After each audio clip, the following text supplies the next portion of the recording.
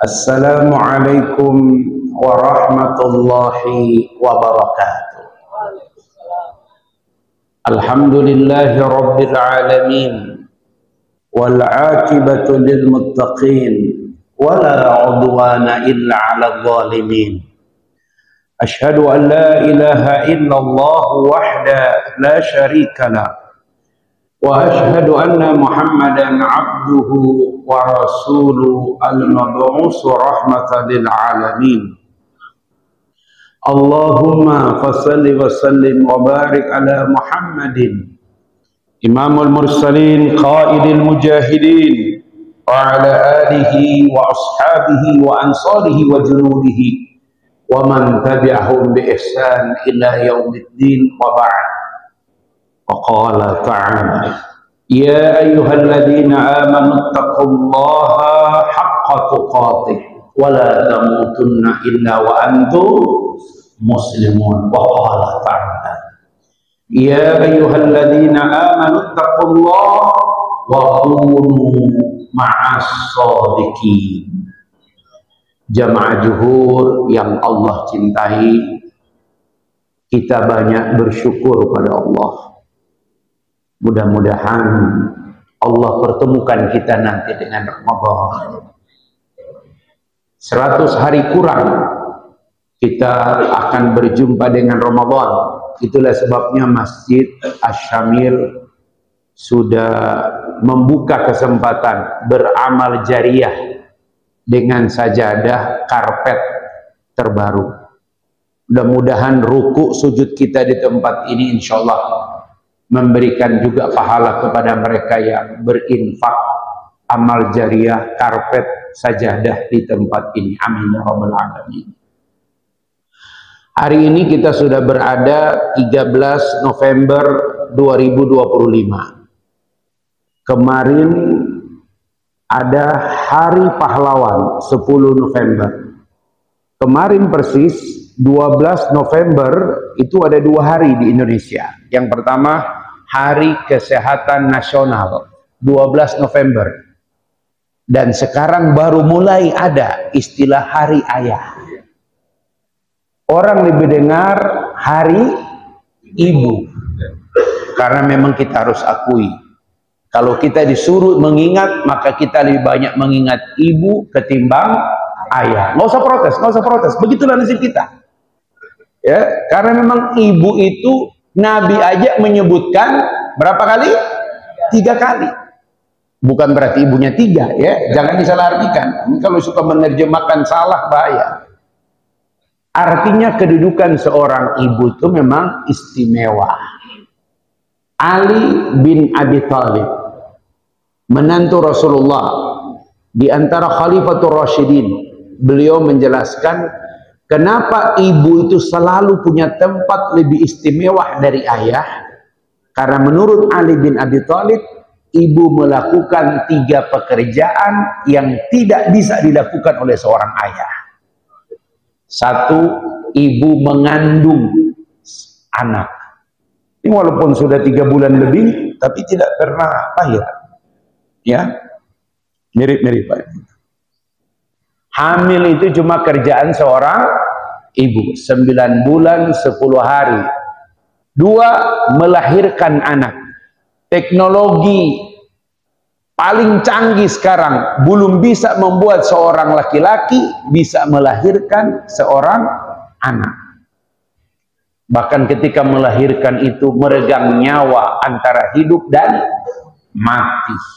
Saya punya 4 anak yang hidup, 2 yang saya saksikan, ya. Karena itulah waktu yang ada benar-benar luar biasa itu.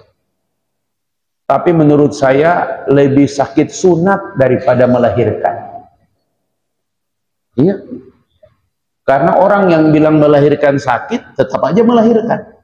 Tapi sunat, sekali sunat, pernah ada yang 2 kali sunat di sini? Masya Allah.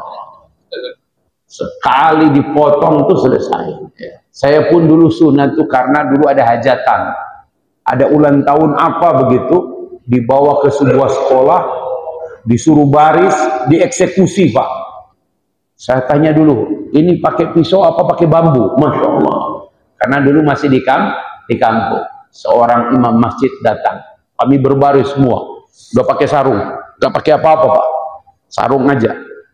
Ikuti ucapan imam masjid. Raditu billahi rabba. Wa bil islami dina. Wa bi Muhammadin nabiyya. Apa ini Pak Ustaz? Baiat. Itulah baiat saya itu pertama. Di baiat. Raditu billahi rabba. Kami ridho Allah Tuhan kami. Wabil islami dina, dan Islam agama kami. Wabi Muhammadin nabiyya, dan kami pun ridho Muhammad adalah nabi rasul Allah. Baring kami semua. Alhamdulillah dokternya banyak. Nggak tahu deh dari mana itu anak mahasiswa baru. Kami dijadikan kelinci percobaan. Alhamdulillah kiri kanan saya tidak ada yang menangis. Makanya saya juga tidak menangis. Kalau kiri kanan sudah teriak, aduh trauma itu Pak. Karena menangis itu menular ternyata. Melahirkan, mengandung. Nah, satu lagi bapak-bapak nggak bisa, menyusui. Ibu menyusukan anaknya, ada yang 2 tahun, ada yang 9 bulan, tergantung. Ya. Jadi inilah 3 pekerjaan kata Ali bin Abi Thalib, sehingga seorang ibu disebutkan ibumu, ibumu, ibumu. Tapi ulama kita, Allah yarham Buya Hamkah, nama bukunya Ayah, ditulis oleh salah satu putranya. Apa kata Buya Hamkah? Betul ibu yang mengandungmu nak, tapi darah pada tubuhmu darah ayahmu. Masya Allah. Makanya walaupun di Sumatera Barat ibu itu punya tempat, tapi nggak boleh menamakan anak nama belakangnya bukan ayah. La'anallah, Allah melaknat orang yang mengganti nama ayah di belakang nama anak. Itu dia. Yang kedua, ibu yang mengandung, tapi semua ibu yang melahirkan dia tidak punya daya. Pria pertama yang menggendong, yang memeluk, yang mencium, bahkan mengucapkan kata-kata tauhid di telinga kanan anaknya, ayah. Masya Allah. Ibu yang menyusui, ya betul. Tetapi air susu yang kau minum itu nak, keringat kerja keras ayahmu yang kadang pergi pagi, pulang pagi. Masya Allah. Luar biasa. Makanya kalau kita tanya siapa pahlawan sejati, harusnya manusia mengatakan my father is my daddy. Tapi ayah itu hanya kita ingat kalau dia sudah tidak ada. Selama dia hidup, ayah jarang diingat orang. Nggak usah protes, itu fakta. Anak tuh telepon, walaupun ayahnya yang ngangkat, apa kata dia? Ayah mana ibu? Padahal ayahnya yang ngangkat. Ngomong dikit sama ayah, kenapa? Enggak. Karena semua anak butuhnya ibu. Itulah sebabnya ibu tidak cukup. Karena memang mereka membutuhkan ibu. Tapi kapan ayah dibutuhkan? Ketika dia sudah tidak ada, baru orang akan merasakan mereka kehilangan. Kata ulama, kalau di bawah telapak kaki ibu ada surga, maka di bawah telapak kaki ayah ada keteguhan, kesabaran, dan penderitaan. Kalau lihat seorang ayah yang berjuang, Masya Allah, ya, penarik beca, anaknya dapat kesempatan beasiswa, lulus sebagai wisudawan terbaik di ITB, dia bawa bapaknya ke sana. Masya Allah, dia tunjukkan kepada teman-teman, ya, aku punya pahlawan yang selalu mendoakanku, membesarkanku, dan dia adalah ayah. Pertanyaannya, apa yang menyebabkan seorang pria bisa disebut pahlawan dalam hidup? Nah, mudah-mudahan kita yang hadir di sini siap menjadi pahlawan, minimal di hadapan anak-anak kita. Antum kalau pulang nanti sore sampai di rumah, sekiranya mereka dari kemarin melihat konten-konten hari ayah. Semoga hari ini ketika antum pulang dia akan memeluk antum.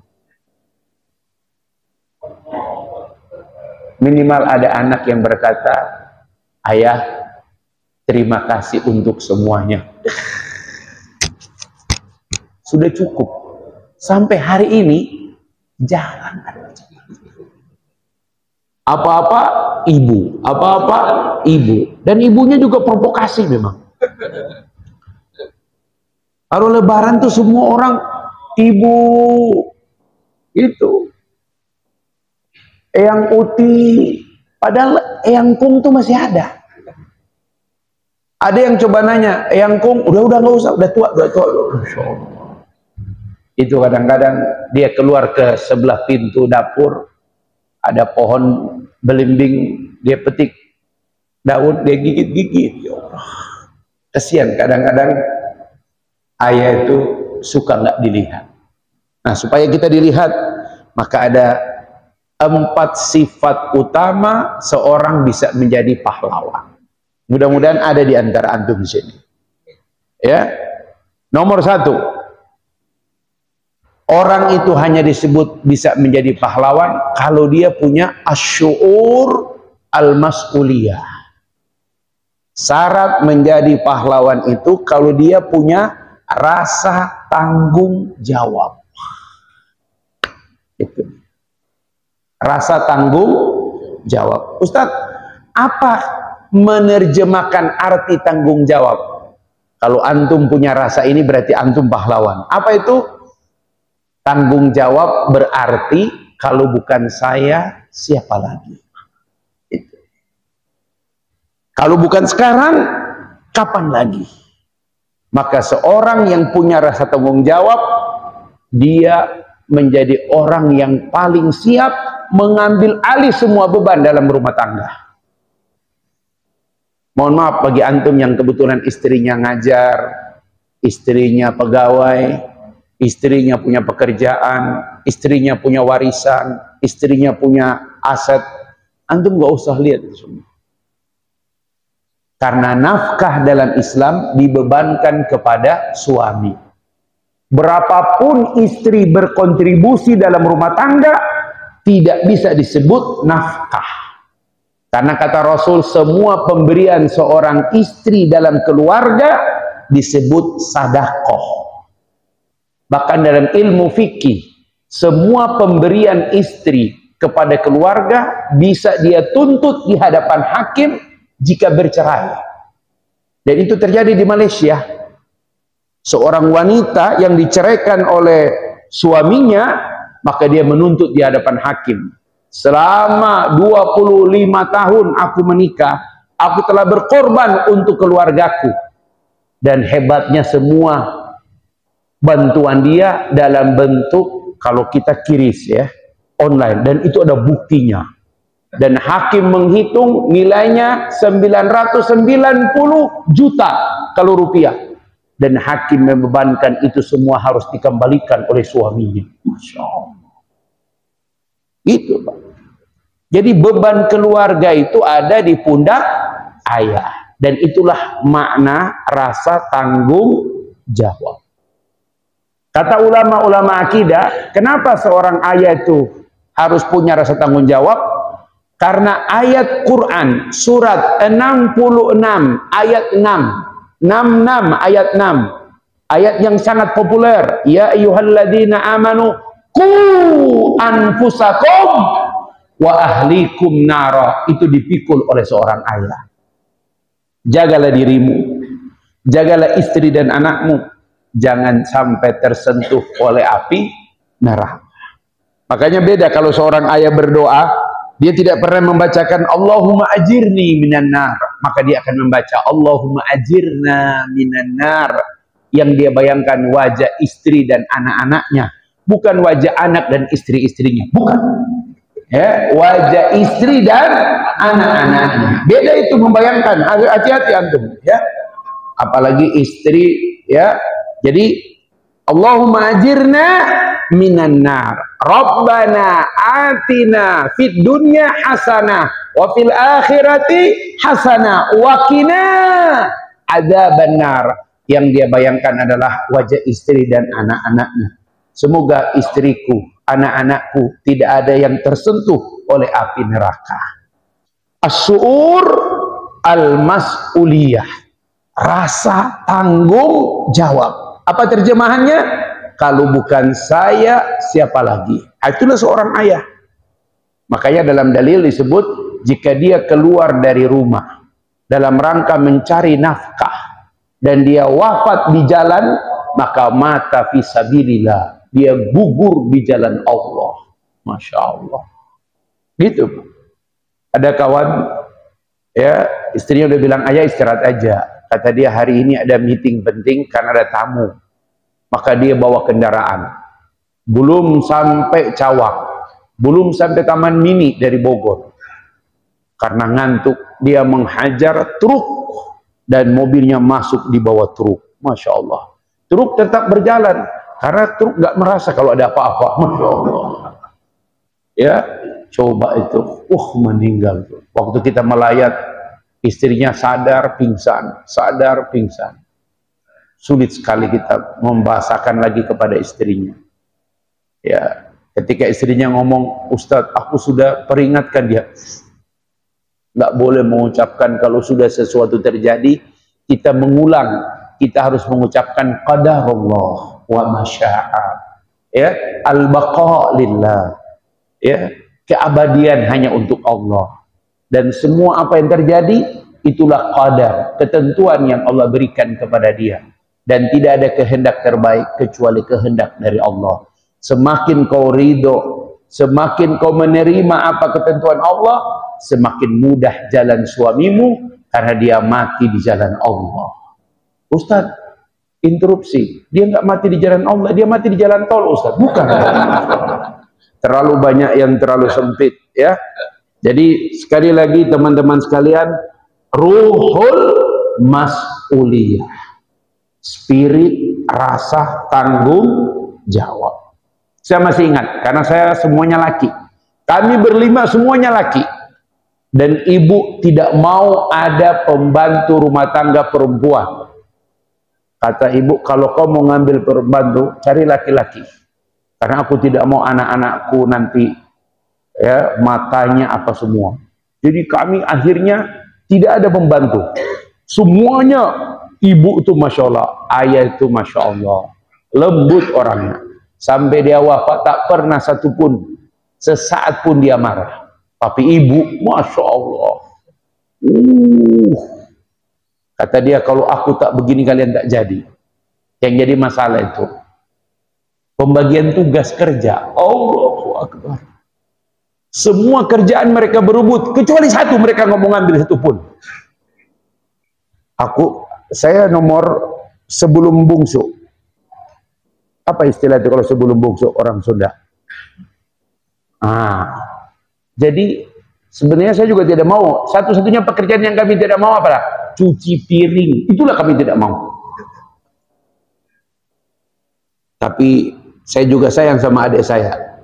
Kata ibu, kaulah yang cuci piring. Kasihan adikmu. Jangan kau harap abangmu. Sudah. Jadi kalau yang lain nimbah air dari sumur, masukin ke bak tuh mereka bisa. Nyuci mereka mau. Ngepel mereka mau. Tapi cuci piring, nggak ada yang mau. Akhirnya ibu saya minta, karena ibu yang minta baru saya mau. Sir, kaulah yang cuci piring. Iya, Mak. Yang jadi masalah itu, kalau ayah pulang bawa sate, saya udah tidur duluan. Besok pagi, itu giliran kita yang nyuci sate dengan segala macam ininya, kita nggak rasa. Sempat nanya, Bu, ada disimpan, Kak? Ya, habis, nak. Allahu Akbar. Tapi disitulah saya berdoa, semoga ya Allah, tanggung jawab itu harus diambil. Jangan pernah antum mau menikah kalau antum tidak punya su'ur al-mas'uliyah, tanggung jawab. Jangan pernah jadi pemimpin. Pemimpin beda dengan manajer. Manajer mengatur, pemimpin dia memantau. Ya, manajer melaksanakan semua SOP. tapi pemimpin dia memantau, dia datang ke setiap lini, semua, ya. Jadi jadilah orang yang paling bertanggung jawab, begitu.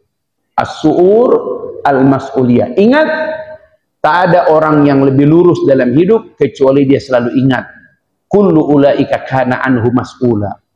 Setiap kita pasti nanti akan diminta pertanggungjawaban. Itu aja. Makanya saya waktu ditanya sama para kiai, diundang, antum uang ada, kendaraan ada, mobil ada, kenapa istri cuma satu? Aduh, salah jawab nih para kiai semua. Pak Kiai, antum dalilnya apa? Kalau pakai dalil pasti dia bantai dengan dalil. Pak Kiai, saya cuma takut aja nanti di hari kiamat terlalu lama berdiri di hisab. Maksud antum? Karena suami tidak mungkin akan masuk surga kecuali urusan istrinya selesai. Satu aja ini panjang urusan. Akhirnya agak senyum dia. Masya Allah. Begitu. Walaupun ada jawaban saya yang lebih esensi sebenarnya. Ada yang bilang, dia penakut. Yang ngomong bilang penakut itu saya hajar dia. Saya bilang, mohon maaf Pak Ustadz. Menikah itu bukan soal bab penakut atau berani. Dalilnya apa? Karena ada yang lebih kuat daripada keberanian. Apa itu? Kesetiaan. Antum sebaik apapun, tapi ketika antum nikah lagi, antum dicoret sama anak-anak antum. Ayah jahat. Makanya setelah ruhul mas'uliyah, yang kedua adalah al-wafa, kesetiaan. Kalau bahasa orang-orang menulis loyalty. Itu dia. Loyalty. Ya. Saya sudah lihat semua kiai, semua yang nikah lagi, anak-anaknya nggak respect lagi. Saya tanya, itu ada dalam Islam? Ayah nggak sayang umi. Loyalty. Jadi antum kebetulan yang satu, bersyukur antum masih punya loyalty. Saya punya pengalaman membawa para guru-guru besar pergi ke Xinjiang, Uighur. Agak sedikit aneh juga. Saya ngobrol sedikit sama seorang profesor yang suka tampil di TV. Prof, kenapa saya yang diajak ini? Saya bukan alma mater Prof. Betul Pak Ustadz. Pak Ustadz tuh nggak ada kaitan dengan kami sebenarnya. Guru-guru besar semua. Cuma Pak Ustadz harus tahu, Ustadz itu ditunjuk karena kemauan ibu-ibu. Dalam hati saya, kalian ini guru besar cuma di kampus. Betul Ustadz. Kami ini kalau di kampus guru besar, tapi kalau di rumah mahasiswa baru. Tahu arti mahasiswa baru? Di ospek. Jadi teman-teman sekalian, loyalty, kesetiaan itu, ya, ayah itu orang yang paling setia pada keluarga harusnya. Makanya kalau antum melihat, mohon maaf nih kita sama-sama laki-laki.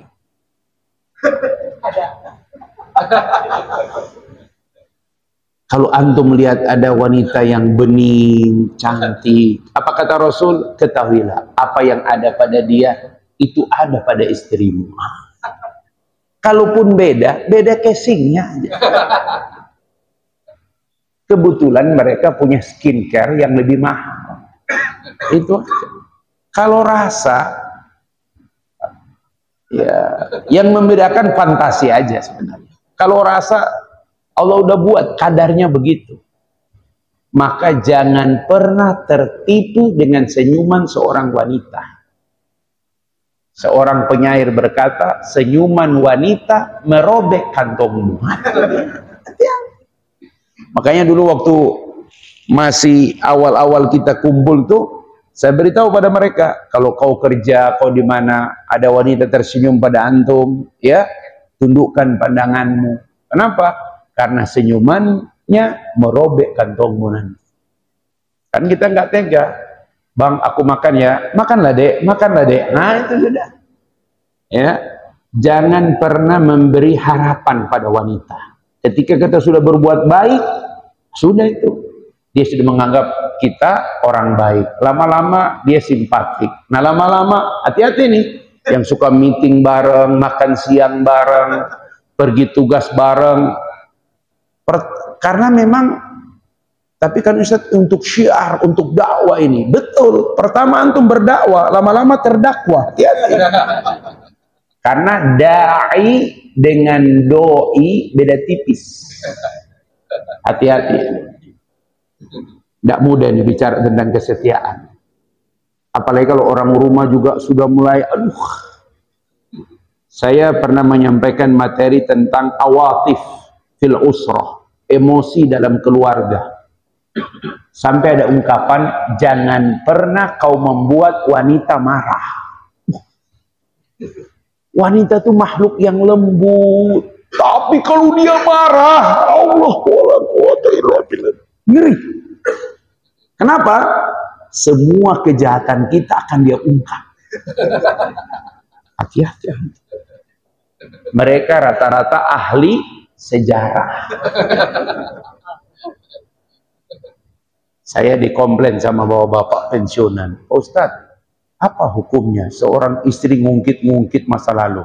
Loh, kenapa Pak Haji? Saya memang salah Ustadz. Kemarin kan hari Ahad saya jogging. Pulang-pulang saya lupa buka sepatu. Istri saya lagi ngepel. Ibu masih ngepel. Ustadz, itulah yang membuat dia sehat, dia kuat. Karena dia cari keringat dengan cara nyapu ngepel Ustadz. Dan teratur sekali. Jadi dia marah sama bapak. Marah betul Ustaz. Cuma wanita itu begitu. Kalau udah marah, yang lampau-lampau disebut. Kenapa Pak? Kata dia, memang abang dari dulu nggak pernah sayang sama mama. Terus, waktu menikah juga cuma 2 gram. Loh, Allah. Itu 30 tahun yang lalu itu. Kan dulu itu bukan nggak ada duit. Walaupun banyak duit, mas dulu susah. Kalau sekarang mas banyak, uangnya yang susah. Gitu. Nah wanita itu, kalau kita udah minta maaf, kalau kita ini, baik dia, cepat. Karena ada kelembutan itu. Tapi kalau dia marah lagi, dia akan menyebut dosa antum itu. Makanya ada kaidah, jangan pernah bikin wanita marah. Itulah sebabnya Aisyah itu kan masih muda. Kalau dia marah di hadapan Nabi, itu mangkok yang berisi sop dibalik sama Aisyah. Hanya karena Nabi menyebut-nyebut nama Khadijah. Memang Khadijah apa? Spesial. Kata Nabi, Aisyah, engkau tidak mengenal Khadijah. Nabi berkata, Khadijah itu, jika aku ada masalah, pulang ke rumah, lihat wajah Khadijah, semua masalahku hilang seketika. Aduh. Dan ucapannya, ya Muhammad, engkau tidak pernah memutuskan silaturahim, engkau tidak pernah menyusahkan orang lain, engkau tidak pernah membuat orang lain tersinggung, engkau menyambung silaturahim, menjaga persaudaraan, tidak mungkin Allah akan menyusahkanmu. Itu yang membuat Nabi itu beda dengan orang rumah sekarang. Kalau kita pulang ada masalah, apa kata dia? Makanya yang benar kalau kerja. Jadi nggak pernah tuh ada nilai benar pada diri kita. Makanya kalau pingin jadi ayah, ruhul mas'uliyah. 2, ruhul wafa. Kita punya kesetiaan, loyalitas. Gitu. Ada beberapa ustadz lama baru setelah istrinya ayah. Jadi bukan ustadznya yang mau, ya. Istrinya yang berkata, ayah, rasa-rasanya ilmu ayah luas. Alhamdulillah rezeki ayah ada. Ayah juga masih kuat, masih sehat. Mubazir kalau cuman umi seorang yang mendampingi ayah. Pernah antum dengar kata-kata itu? Pernah di mimpi Ustaz. Tapi kalau yang pernah mimpi bersyukur, berarti sudah dekat-dekat itu. Maksudnya dekat hari kiamat ya. Saya sampai hari ini masih ingin menggunakan kaidah itu. Kenapa Ustaz pakai kaidah itu? Kalau istri yang menilai antum, ayah suami terbaik, kakak ipar terbaik, menantu terbaik, saudara terbaik, ya. Kalau istri yang menilai itu orisinil 100%, kita ini terlihat gagah ini di depan orang banyak, Pak. Tapi jeleknya kita, ngoroknya kita, aibnya kita, yang tahu semuanya adalah istri. Makanya kalau istri sudah ngomong, ayah suami terbaik, ayah dari anak-anak terbaik, menantu terbaik, kakak ipar terbaik, saudara ipar terbaik, mubazir ayah. Kalau cuman mama seorang yang menemani hidup ayah. Maksud loh, Masya Allah. Aku punya teman lama ayah, dia 3 tahun lebih muda dari saya. Kasihan dia sudah dilamar batal. Orangnya baik ayah. Insya Allah dia bisa menerima ayah. Allah Akbar ya Allah. Baru si ayah tanya, oh maksud mama si fulana? Iya ayah. Ayah kenal? Ya sempat lihat sih. Masya Allah. Ayah, kalau ayah punya waktu hari Ahad, aku akan melamar dia untuk ayah. Allahu Akbar. Itu buah loyalty. Masya Allah. Kalau antum mau ngambil jalan itu yang terbaik. Kenapa Ustadz ngambil jalan yang ini? Karena kalau seorang istri yang menilai kita, itu asli, ori, dan pasti benar.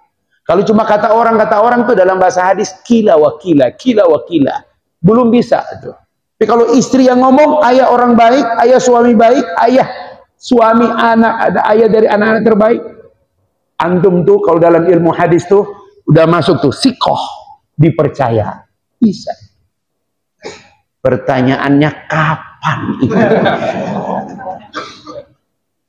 Ya, bahkan antum tahajud memperkuat bacaan di depan dia, nggak ngaruh.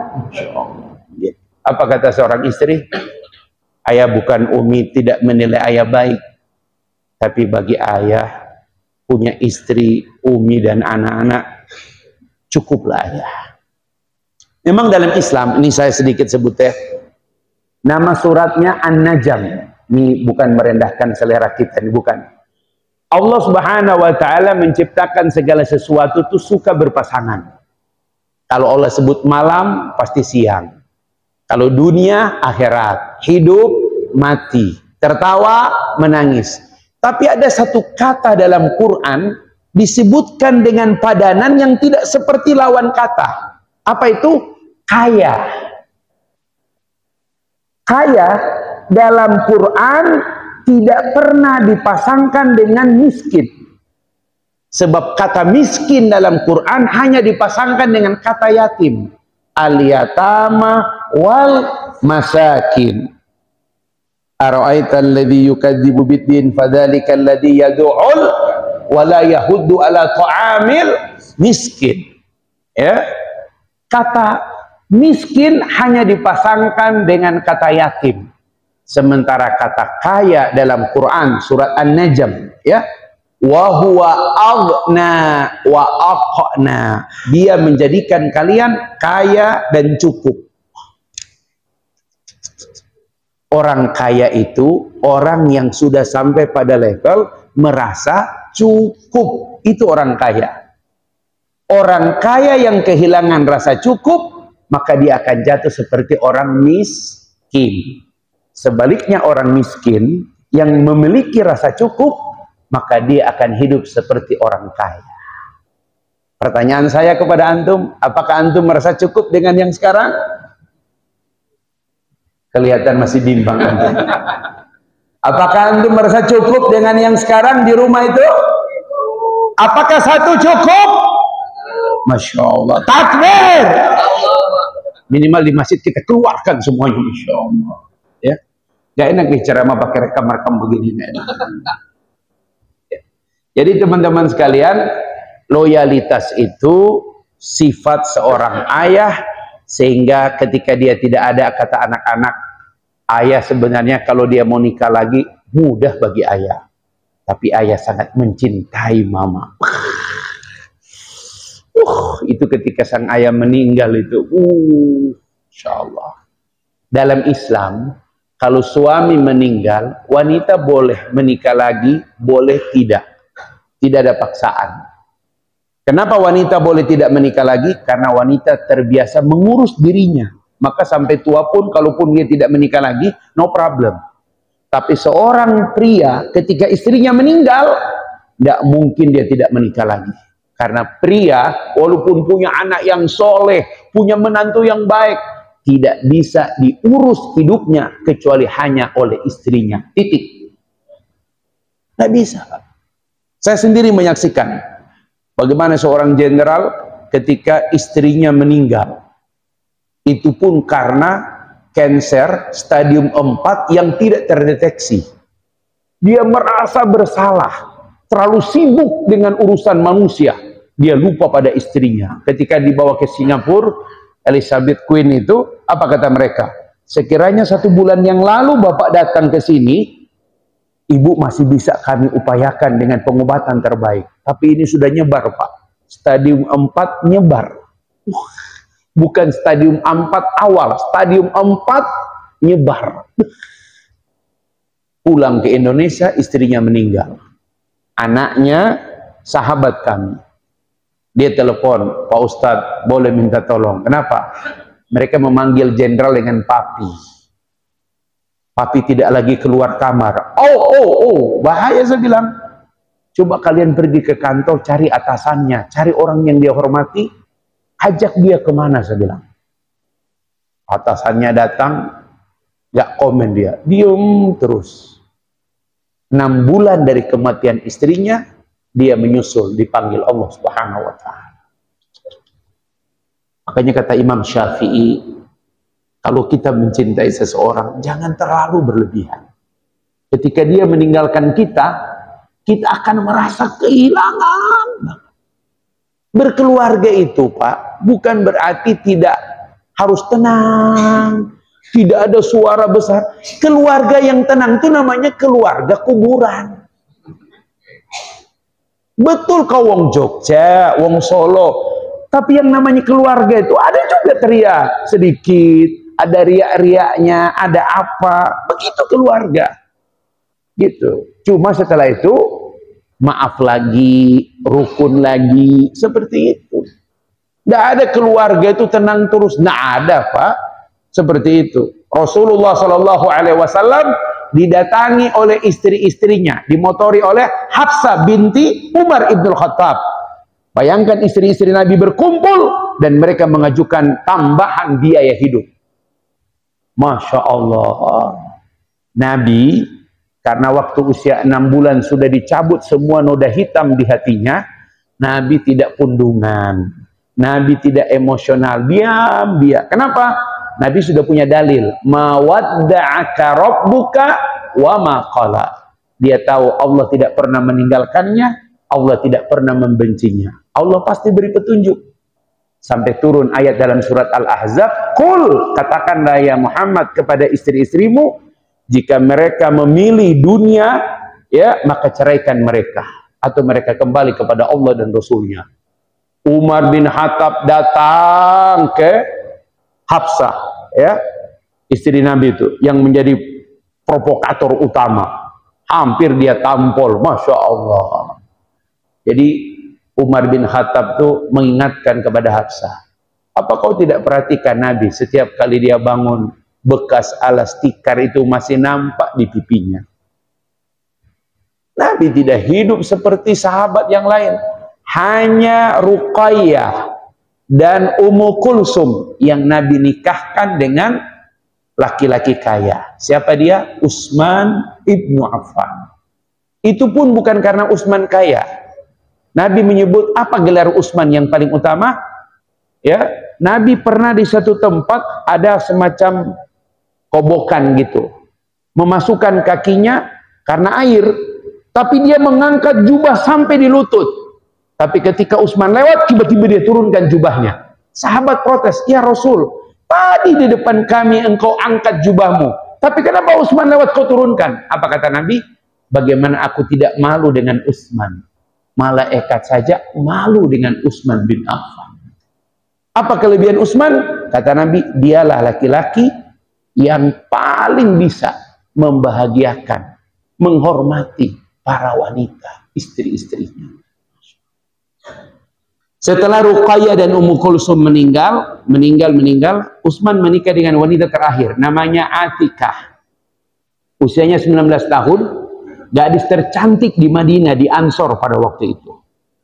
Dan ketika Utsman terbunuh, ya, diganti oleh Ali bin Abi Thalib. Setelah Ali bin Abi Thalib terbunuh, ganti oleh Muawiyah. Khalifah Muawiyah datang ke rumah Utsman, diketuklah pintu. Assalamualaikum warahmatullahi wabarakatuh. Ya, perkenalkan saya Amirul Mukminin. Apa kata Atika? Saya tahu. Waalaikumsalam. Saya tahu Anda Amirul Mukminin. Sampai-sampai saya ingin menyampaikan kepada Anda.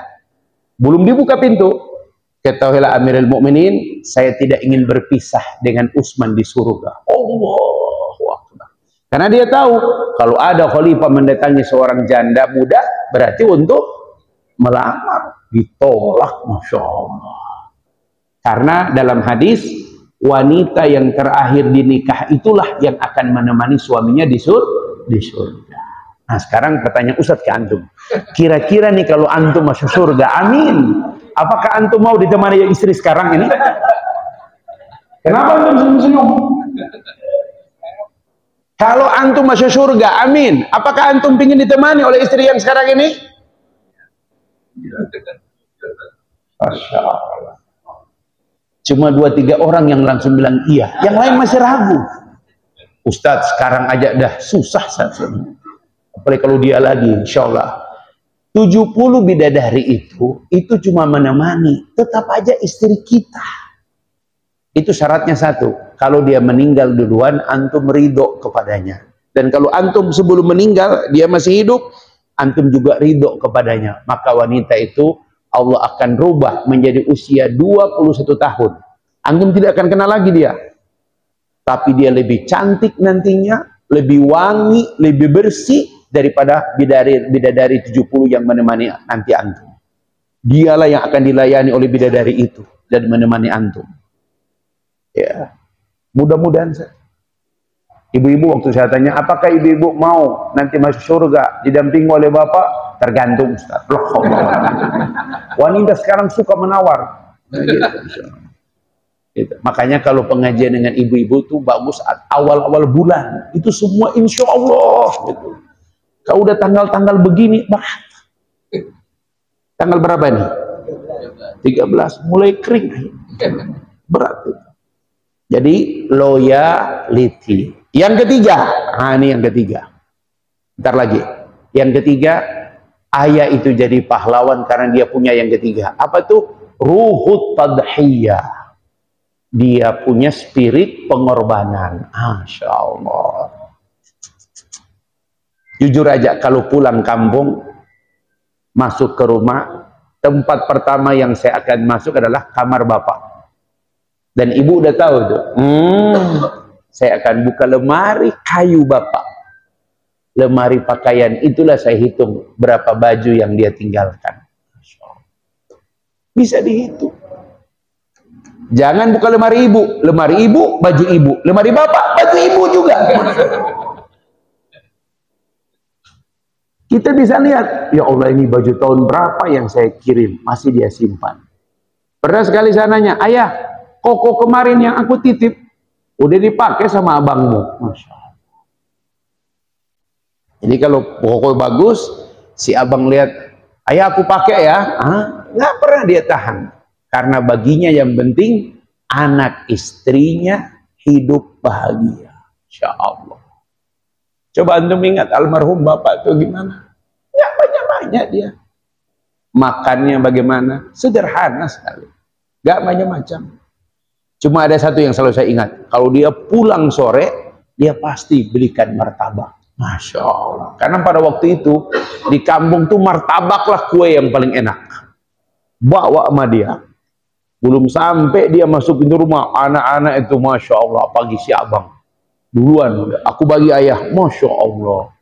Nah kita lah yang masih yang junior terima apalah jatah kita itu, Masya Allah. Gitu. Tapi kenapa seorang ayah selalu membawa sesuatu? Karena dia tahu anak istrinya mengharapkan sesuatu darinya. Walaupun anak istri tidak tahu dari mana dia upayakan itu. Kadang seorang ayah pinjam duit sama temannya, pinjam duit sama kawannya, bagi duit sebentar, aku mau beli martabak. Kawan tuh nggak mungkin nggak bagi. Buat apa? Martabak. Oh, ini ambil aja. Masya Allah. Karena dia tidak pingin ketika dia pulang anak-anaknya. Makanya kenapa kita kalau bertetangga dengan anak yatim tuh, pulang kita bawa sesuatu tuh jangan nampakkan. Nanti tetangga kita yang sudah yatim itu berkata, nah, jika ayahmu masih hidup, nah, ayahmu bawa 2 kali lipat dari yang mereka punya itu, nah. Makanya kalau kita bawa sesuatu, ada tetangga kita yang udah yatim, belikanlah sedikit. Ya, belum masuk rumah, belum bini lihat, panggil deh, ini ada dari gitu-gitu kan. Apalagi kalau emaknya kan masih muda, ya, Masya Allah. Berbuat baiklah, Masya Allah. Gitu. Gitu.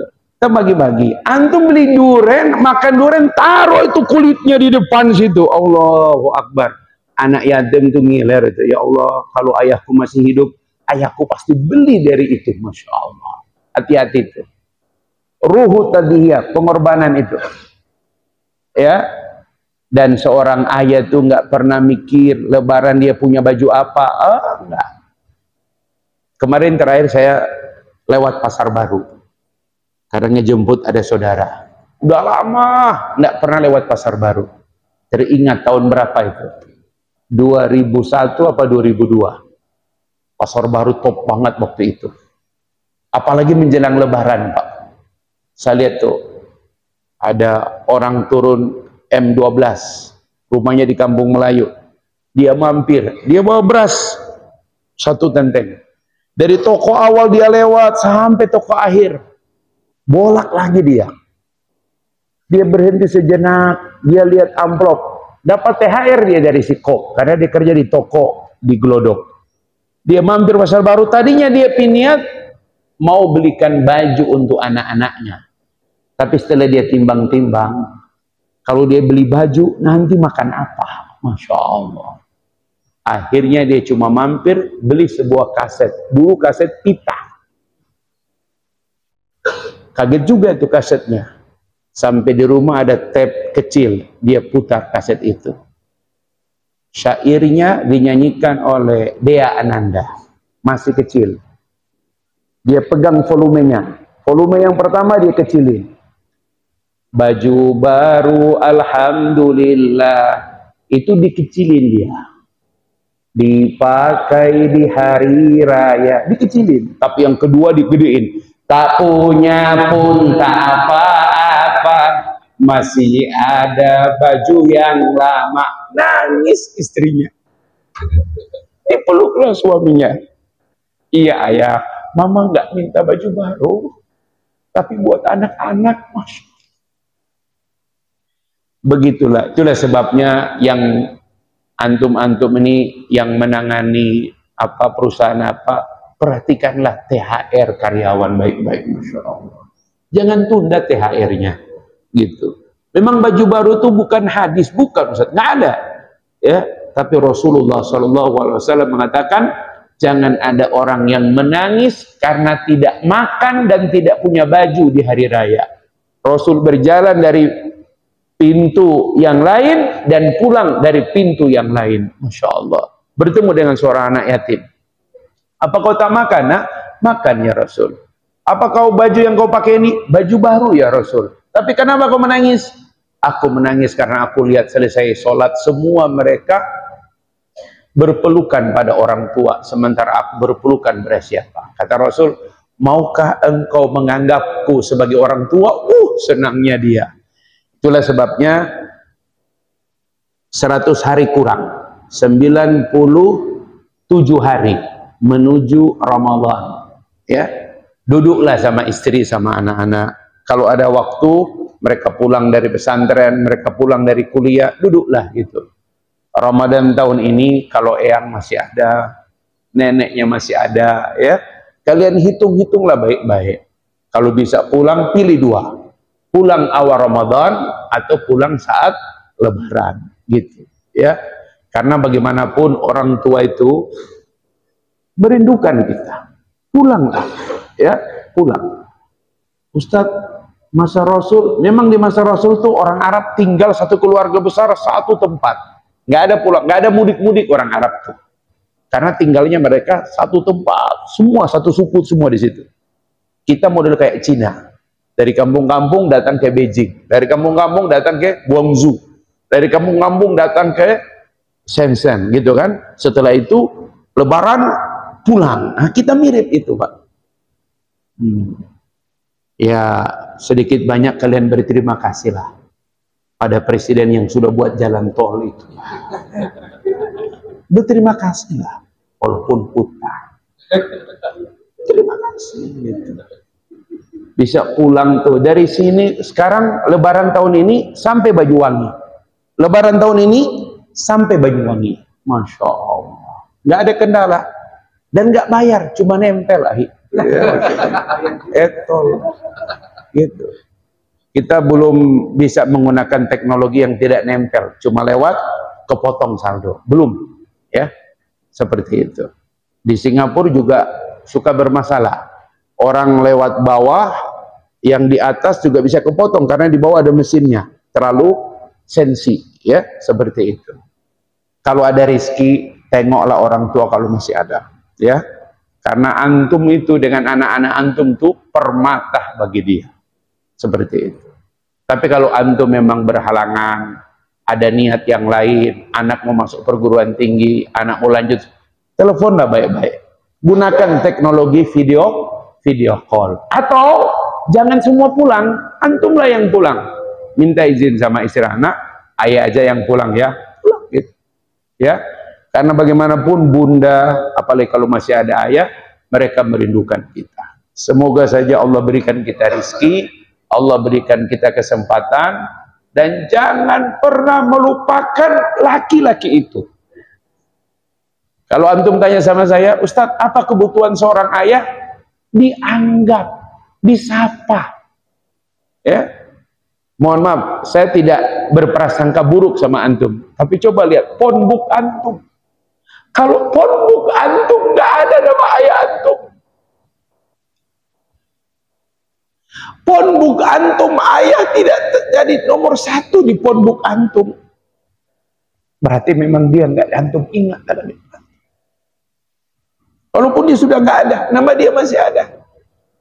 Ya, harusnya phonebook pertama, urutan nama di telepon antum, di telepon kita, nomor 1 itu AA. Walaupun nama ayah kita Zainal, kita tulis AAA Zainal. Gitu. Supaya setiap kali buka handphone, pertama kali nama itu yang muncul adalah nama ayah. Itu akan membuat dia bangga. Ya, ketika dia lihat nak handphonemu nak. Jadi kalau antum lihat ada orang tua, lihat nak handphone kamu nak, dia periksa di ini, oh nggak ada nama dia, minimal nama dia itu ada di situ, ya, gitu. Ya, walaupun memang kata orang, kadang-kadang setelah kita menikah, foto yang selalu terpampang di handphone kita adalah foto istri. Jadi ketika buka handphone, gambar yang ada selalu wajah istri. Ya, mau gimana lagi, gitu ya. Kalau wajah lainnya, ini kayak gini kan, wajah istri saya, gini. Dan ini nggak boleh diganti, hak paten. Insya Allah berdua di, bukan lagi Ka'bah gambarnya, tetapi Zam-Zam, gitu. Itu yang selalu ini, nggak boleh ganti-ganti ini, gitu. Siapa itu wanita, siapa itu yang memberikan jari begini? Ini anak-anak kita, ini pasangan kita, jari tengah diri kita, petunjuk saudara kandung kita, ini orang tua kita. Kalau kita kumpulkan jarinya begini dan kita lipat jari tengah, karena ini diri kita, maka kita sandarkan kelingking sama kelingking, tengah sama tengah, kemudian telunjuk sama jempol. Jadi saudara, anak-anak, kemudian pasangan, orang saudara kandung sama orang tua. Ternyata teori ini, ya, orang tua pasti suatu waktu meninggalkan kita. Iya. Saudara kandung pasti meninggalkan kita, iya. Anak-anak pasti meninggalkan kita, iya. Tapi coba antum buka jari tengah, nggak akan terbuka. Orang yang paling akan lama menemani hidup kita adalah pasangan kita. Itu dia. Makanya kadang-kadang kita harus juga mengakui bagaimanapun orang terbaik dalam hidup kita adalah pasangan. Apalagi kalau dia menghormati orang tua kita. Dia yang ingat milad orang tua kita. Pak, besok libur ya. Kenapa? Besok miladnya Abah, kita datang ke sana. Tapi akan jadi masalah kalau pasangan kita justru tidak begitu suka dengan orang tua kita. Maka mudah-mudahan kita doakan pasangan kita yang sekarang ini menghormati, menyayangi juga orang tua kita. Sebagaimana kita juga menghormati, menyayangi orang tuanya. Masya Allah. Baik, ada pertanyaan? Insya Allah. Mereka sudah tidak mau bertanya, mereka serga ingin pulang. Masya Allah. Ya, mudah-mudahan Insya Allah antum pulanglah ya nanti sore. Ya, syukur-syukur ada anak yang saya capek bagaimanapun kalau pulang anak teriak ayah.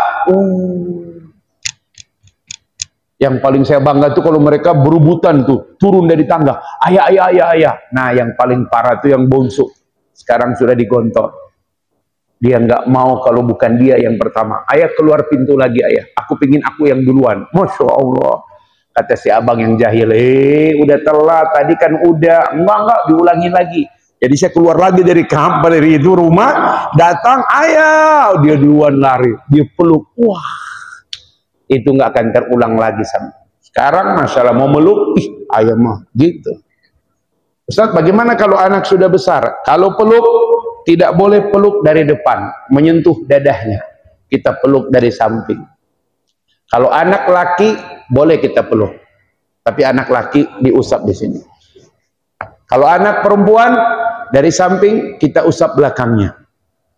Supaya dia merasakan kasih sayangnya dari ayah. Anak perempuan yang sering diusap belakangnya, punggungnya oleh ayah, dia akan tidak tertipu dengan laki-laki yang jahil.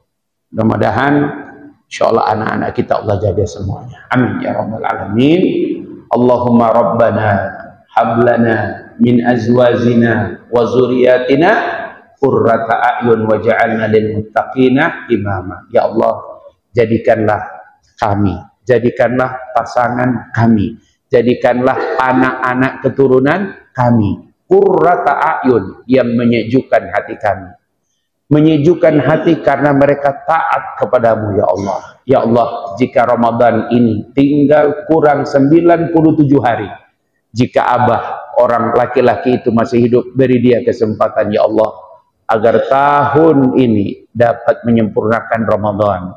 Jika wanita yang melahirkan kami itu masih ada ya Allah, beri dia kesempatan tahun ini ya Allah dapat menyempurnakan Ramadan ya Allah.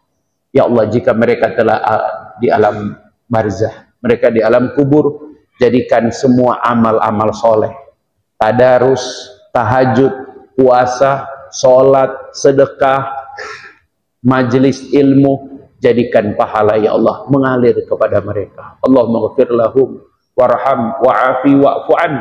Allahumma ja'al qabrahum rawdatan min riyadatil jinan. Jadikanlah alam kubur mereka ya Allah menjadi bagian taman-taman surga. Wa sallallahu ala Muhammad wa ala alihi wa baraka wa sallam. Walhamdulillahi rabbil alamin. Subhanaka Allahumma wa bihamdik asyhadu an la ilaha illa anta astaghfiruka wa atubu ilaik. Wallahu muafiq ila aqwamit thariq. Assalamualaikum warahmatullahi wabarakatuh.